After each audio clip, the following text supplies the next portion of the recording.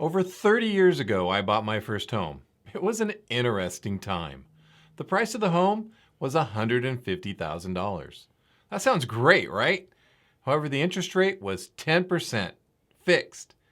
I got an adjustable loan with a 9.75% rate. And rates were trending down, so I felt it was a safe bet. In the end, I made the right choice. Now, rates are trending up. Why? And what's going on with today's real estate? We keep hearing about inflation, foreclosures, and a market crash. Is there any truth to what we're hearing? Hello, I'm Jeff Moss, and welcome to All the Right Moves.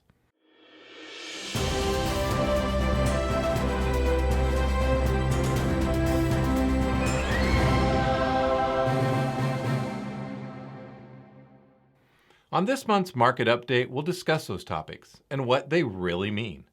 Let's start with inflation. Just last week, the Consumer Price Index, which is how we track inflation, rose to the highest level in 30 years. And trust me when I say, it will go higher. There are many factors that cause this to happen. Recovery from COVID restrictions and lockdowns, limited availability of products, and a labor shortage. As the cost of supplies and labor rises, so does the cost consumers pay for goods and services.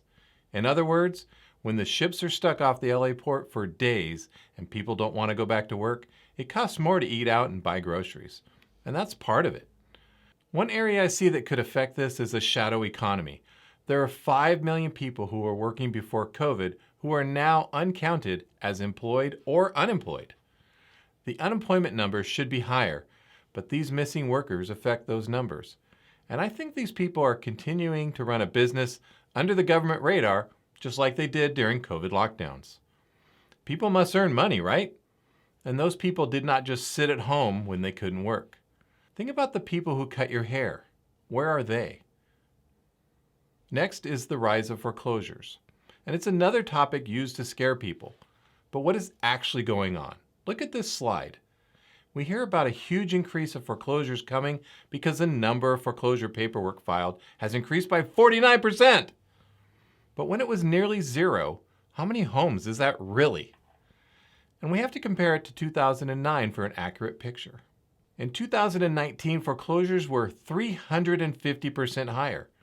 And since home prices have increased 25 to 40% over the last couple of years, people will sell their houses before the bank forecloses on them. Sure, we could have a few recent buyers get into trouble, but that's a small number comparatively. Inflation, foreclosures, and the rise of interest rates cause the fear of a market crash. And add to that the seemingly never-ending price increases, and it's a recipe for disaster, right? Well, this is what we hear, but it's not true. We've discussed in previous shows why prices went up so fast, and I think they'll continue to go up, just not as fast.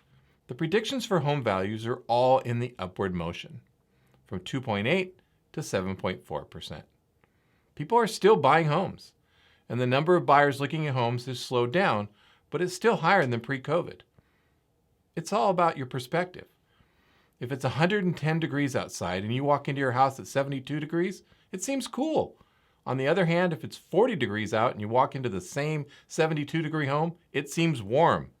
Do not be fooled by the perspective others are trying to present. We are in an economic recovery, so homes will continue to sell.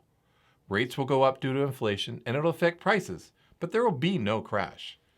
Even if home prices drop, it'll not be the global economic crisis we saw in 2007 and 2008.